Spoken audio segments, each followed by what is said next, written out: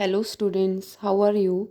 Today we will read about chapter number 10, 18th century political formation of class 7. Clear? So, let me remind you that in our chapter number 4 we have read about the Mughal dynasty. Clear? And the last Mughal emperor was there, Aurangzeb, and he died in 1707.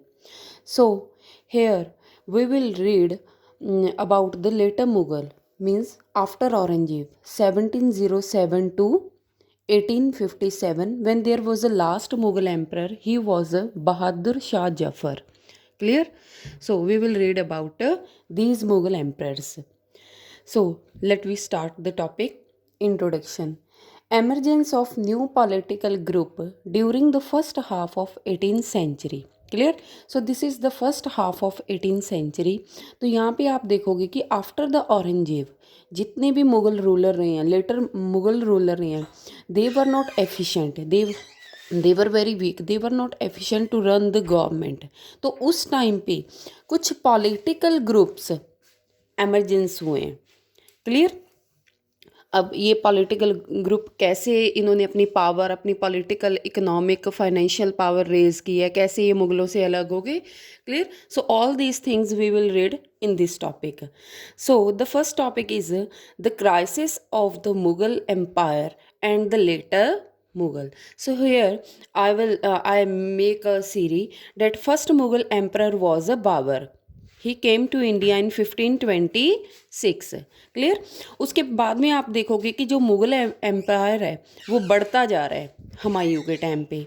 अब हुमायूं के time पे मैंने आपको पहले भी बताया था कि शेर शाह सूरी की एंट्री हुई थी जिसने हुमायूं को हरा दिया था और वो ईरान चला गया था.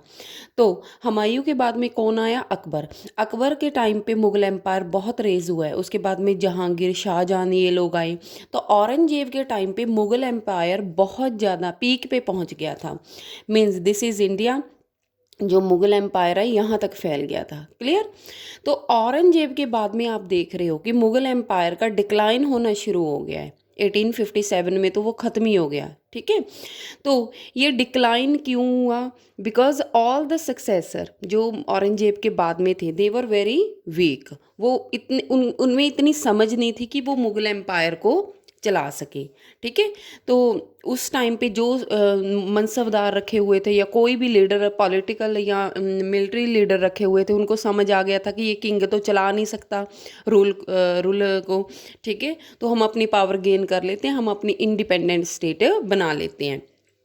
ठीक है. तो इसके डिक्लाइन होने का कारण क्या था मुग़ल एम्पायर के? First, Aurangzeb depleted military and financial resources of the empire. Deccan war. Deccan war इस साइड में जो औरंगजेब में ने बहुत सारी वॉर्स लड़ी हैं, तो उसमें मिलिट्री का बहुत नुकसान हुआ, मिलिट्री रिसोर्सेज का, और फाइनेंशियली पैसे का बहुत ज़्यादा नुकसान हुआ. Next, inefficient successor.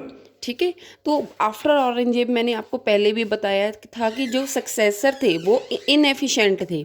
औरंगजेब ने एम्पायर को एक्सपेंड तो कर लिया था, एक्सटेंशन तो कर ली थी एम्पायर की, but it was difficult for them to consolidate that empire. उस एम्पायर को कंसोलिडेट करना बहुत डिफ़िकल्ट था इन सक्सेसर के लिए, क्योंकि इनमें इतनी समझ ही नहीं थी.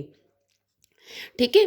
तो जिसकी वजह से they were not able to check the power of mansabdar की पावर्स को वो चेकआउट नहीं कर पाते थे.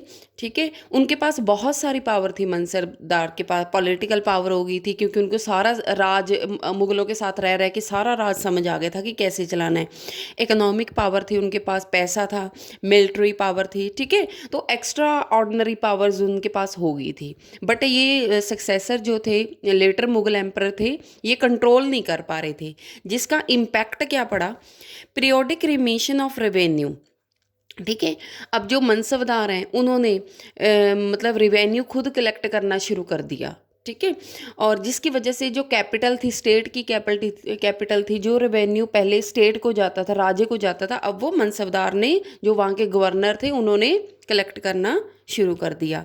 और पेजेंट्स एंड जमींदार रिवेलियन इन मैनी पार्ट, अब किसानों ने देखा कि मनसबदार लोगों ने रिवॉल्ट की हुई है किंग के खिलाफ, ठीक है, तो उन्होंने भी रिवॉल्ट करनी शुरू कर दी। देखम देख हो गया कि किसान भी सोचने लगे कि हम क्यों टैक्स दें या कुछ भी लगा लो, ठीक है। अब किसानों ने यहाँ पे रिवॉल्ट क्यों की? What was the reason? First, pressure of mounting tax, क्योंकि जो लेटर मुगल थे उनका फाइनेंशियली रिसोर्स, हम पढ़ रहे थे कि औरंगजेब के टाइम पे बहुत ख़त्म हो गया था, तो लेटर मुगल एम्परर ने टैक्स बढ़ाने शुरू कर दिए थे, जिसकी वजह से किसानों ने क्या किया? रिवॉल्ट करनी शुरू कर दी। Attempts by powerful chieftain to consolidate their own position, clear. अब जो पावरफुल उस टाइम पे कुछ लोग बहुत अमीर थे, ठीक है, इकोनॉमिक रिसोर्सेज उनके पास बहुत थे, तो उन्होंने क्या किया? मतलब कंसोलिडेट करना शुरू कर दिया, एम्पायर को इकट्ठा करना शुरू कर दिया, अपने अंडर लेना शुरू कर दिया, clear. So these were some reasons जिसकी वजह से अलग अलग ग्रुप फॉर्म हो रहे हैं। और next topic is Nadir Shah. Who was Nadir Shah? He was a ruler of Iran, clear. He plundered Delhi in 1739। Nadir Shah Iran का रूलर था, ईरान से आ रहा था, ठीक है, इस वाली साइड से ये आया, यहाँ पे कंधार वगैरह को इसने लूटा, फिर ये इसमें इंडिया में एंटर किया, क्लियर। इसको समझ आ गया था कि मुगल एम्पायर जो है वीक है पर रिच एम्पायर है। वीक कैसे है कि इसके सक्सेसर मतलब नहीं कंट्रोल कर पा रहे, बट यहाँ पे पैसा बहुत है। तो ही अटैक्ड ऑन दिल्ली। अब कहते जब इसने यहाँ पे अटैक किया, दिल्ली पे अटैक किया, तो ये बहुत सारी चीज़ें इसने यहाँ से लूटी हैं, जैसे 60 lakhs of rupees, 1000 gold coins, peacock throne जिस पे राजा बैठता था, वो गद्दी शाहजहां ने ये बनाया था, एंड 50 करोड़ ज्वेल्स, 50 करोड़ के हीरे जवाहरात इसने लूटे थे, क्लियर। अब नादिर शाह के बाद में एक और बंदा आया जिसका नाम था Ahmad Shah Abdali. He attacked on India 5 time and his timing is 1748 to 1761। आपको याद सुना भी होगा आपने, थर्ड बैटल ऑफ पानीपत, ठीक है, जिसमें मराठा हार गए थे, ठीक है। तो ये अहमद शाह अब्दाली की थी थर्ड बैटल ऑफ पानीपत। इसी सीरी में आप देखोगे कि पंजाब में बड़ा कल्लूकारा छोटा कल्लूकारा हो रहे थे, ठीक है। So this is the timing, Ahmad Shah Abdali जब यहाँ पे आया था। अब next are topic is emergence of new state. मैंने आपको यहाँ बताया था कि बहुत न्यू स्टेट एमरजेंस हो गई थी, ठीक है। तो उसमें 3 मेन स्टेट थी। First was the Awadh, second was the Bengal, and third was the Hyderabad, clear. So here you will see the Mughal empire gradually fragmented into number of independent regional states. तो independent regional states यहाँ पे बन गए थे, but in लोगों की एक policy थी कि इन्होंने अपनी स्टेट्स तो बना ली, बट मुगलों से अपना रिलेशन नहीं तोड़ा, उनके साथ टाई अप होके रहे, उनके साथ जुड़ के रहे, ठीक है। तो first, old Mughal province Bengal Awadh Hyderabad became independent, not break up their ties, ठीक है। तो यहाँ पे ये लोग, ये ओल्ड मुगल प्रोविंस थी, मतलब ये वाली स्टेट पहले मुगलों के अंडर थी, ठीक है। ये इंडिपेंडेंट हो गई, अपने आप को रूलर डिक्लेयर कर दिया। अब किसी के पास अगर इकोनॉमिकली, पॉलिटिकली, मिलिट्री आ जाए तो वो तो बंदा पावरफुल हो ही गया, ठीक है। तो इन्होंने अपना इंडिपेंडेंट रूलर शुरू कर दिया, क्लियर। बट इन्होंने मुगलों के साथ बना के रखी, मुगलों के साथ अपने रिलेशन नहीं तोड़े। नेक्स्ट स्टेट कौन सी थी? States enjoyed extra ordinary advantage वतन जागीर राजपूत। अब आप देखोगे अकबर के टाइम पे अकबर ने कितने राजपूत प्रिंसेस जोधाबाई से मैरिज की है, ठीक है। तो उसके टाइम पे मान सिंह, राजा मान सिंह, ठीक है, ये लोग मतलब मनसबदार थे, अकबर के मेन लोगों में से थे। अब अकबर के रिलेशन जो हैं राजपूत लोगों से थे, और जहांगीर के रिलेशन आप देखोगे कि जहांगीर की जो मदर है वो राजपूत फैमिली से बिलोंग करती थी, उसके बाद में उसकी वाइफ भी राजपूत फैमिली से बिलोंग करती थी, क्लियर। तो जो राजपूत लोग थे, ठीक है, उन्होंने एक्स्ट्रा ऑर्डिनरी एडवांटेज जो है इंजॉय की है। मतलब इन लोगों को मुगलों ने कुछ नहीं बोला, ठीक है। इनको इनकी जो लैंड थी उसको बोलते थे वतन जागीर, मतलब क्योंकि रिलेशन थे तो मुगलों के इनके साथ कोई झगड़ा नहीं हुआ। इन्होंने वैसे अपने आप को इंडिपेंडेंट घोषित कर दिया। Clear. And third was the state under control of Maratha Sikh Jats. ठीक है, अभी ये जो स्टेट्स हैं मराठा सिख जाट वाली, ठीक है, इन लोगों को बहुत ज़्यादा लड़ाई लड़नी पड़ी। अब आप Sikh, we can here take the example of Sikh कि आफ्टर द डेथ ऑफ बंदा सिंह बहादुर, ठीक है, बंदा सिंह बहादुर की डेथ के बाद कितना जुल्म हुआ है लोगों पे। हमारे यहाँ पे दो कल्लूकार हुए हैं, जिसमें एक में 7,000 लोग मरे हैं, दूसरे में 50,000 लोग मरे हैं। कितने लोगों को पनिशमेंट दी गई है। मतलब इन लोगों ने बहुत स्ट्रगल किया है। शिवाजी की डेथ के बाद लगा लो कितना स्ट्रगल किया है इन लोगों ने, जाट लोगों ने कितना स्ट्रगल किया है। मतलब ये लोग मुगलों के साथ लड़े हैं to gain independence. Clear student. Here we read about the 3 part. First कौन थे जिन्होंने मुगलों के साथ अपने रिलेशन नहीं तोड़े बट वो इंडिपेंडेंट हो गए थे, उनकी पावर रेज हो गई थी। सेकंड कौन थे जिनके मुगलों के साथ रिलेशन अच्छे थे तो मुगलों ने उनको कुछ नहीं बोला, उन्होंने अपनी मतलब स्टेट्स बना ली। नेक्स्ट कौन थे जिन लोगों को बहुत लड़ना पड़ा, जिनके साथ बहुत क्रुएलिटी ही उस टाइम पे हुई, ठीक है, तो उनके बारे में है। So here our first topic is Hyderabad. Who is founder of Hyderabad? So Nizamul Mulk Ashraf जहाँ। इस डायनेस्टी को अशरफ जही डायनेस्टी भी बोलते हैं। क्लियर। तो इसका फाउंडर था निज़ामु मुल्क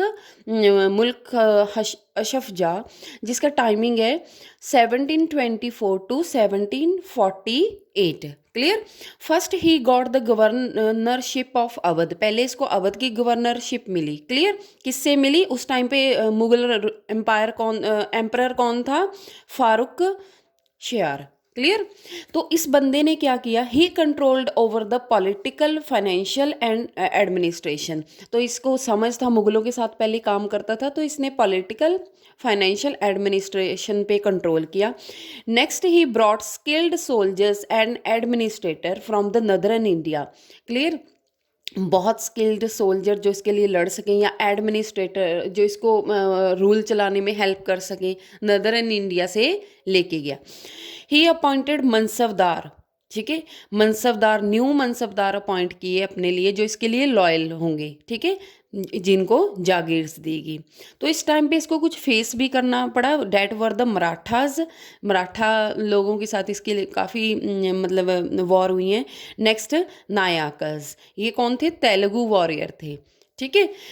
इसी टाइम पे इसने क्या किया? कोरोमंडल कोस्ट थी जो, that was rich for the textile producing area. Clear. तो इस पे कंट्रोल कर लिया। मतलब टेक्सटाइल ये मेन एरिया था उस टाइम पे, यहाँ पे टेक्सटाइल होती थी, तो इस पे कंट्रोल कर लिया। किसने? अशरफ जहाँ ने, जिससे इसने हैदराबाद मतलब बनाया। Clear. Next is the Awadh. ठीक है। Who was the founder of Awadh? Burhan ul Mulk Saadat Khan. Clear. He was the founder of Awadh. Saadat Khan, he was the founder of Awadh. Clear. So इसने क्या किया? अवध, अब आप अवध की लोकेशन देखो। अवध जो है बहुत फर्टाइल एरिया में है, गंगा यमुना चलती हैं यहाँ से, तो जहाँ पे रिवर चलती है ऑटोमेटिकली वो एरिया बहुत फर्टाइल होगा। ठीक है। रिच एलुवियल गंगा प्लेन के पास है, तो this was very beneficial for him. ठीक है। उसके बाद में ही मैनेज द सूबेदारी, दीवानी, फौजदारी, वही पॉलिटिकल, फाइनेंशियल और मिलिट्री रिसोर्सेज को प्रॉपरली इसने मैनेज किया और अपना एम्पायर क्रिएट किया। नेक्स्ट, अब अवध में इसने मुगलों का कैसे डिक्लाइन किया? मुगलों के साथ रिलेशन नहीं तोड़े बट मुगलों को अवध से एक हिसाब से निकाल दिया। कैसे? First he decreased the number of jagirdar. जो मुगलों ने जागीरदार रखे हुए थे उस टाइम पे रेवेन्यू कलेक्ट करने के लिए, उनको निकाल दिया और खुद अपने लिए जो लॉयल बंदे थे वो लगा लिए। Next, he reduced the size of jagir. जागीर का साइज, ठीक है, वो भी रिड्यूस कर दिया। नेक्स्ट मैंने ऑलरेडी आपको I already tell you appointed on loyal servant को अपॉइंट किया। नेक्स्ट कंट्रोल ऑन रोहिलखंड, जो रोहिलखंड का एरिया था that was very important for the agricultural purpose, ठीक है, तो इसके लिए बहुत इंपॉर्टेंट था। अब यहाँ पे इसने he started to collect revenue from the farmer, or farmers were agree to pay him a fixed sum of money। एक मनी फिक्स कर दी फार्मर की, आपने इतना टैक्स देना ही देना है, जिसकी वजह से अगर कोई टैक्स दे रहा है तो ठीक है, अगर कोई नहीं दे रहा तो उसको वो पैसा लोकल बैंकर्स मनी लेंडर या मतलब उनसे लेना पड़ा, और उसके बाद में वो लोग टैक्स पे करते थे, जिसकी वजह से एक न्यू ग्रुप क्रिएट डेवलप्ड हुआ, local bankers money lenders. Clear? So this is all about the video today's video lecture, ठीक है। Today we have read about the Hyderabad and Awadh, and in our next lecture we will read about the Bengal. Clear? Thank you. Have a nice day.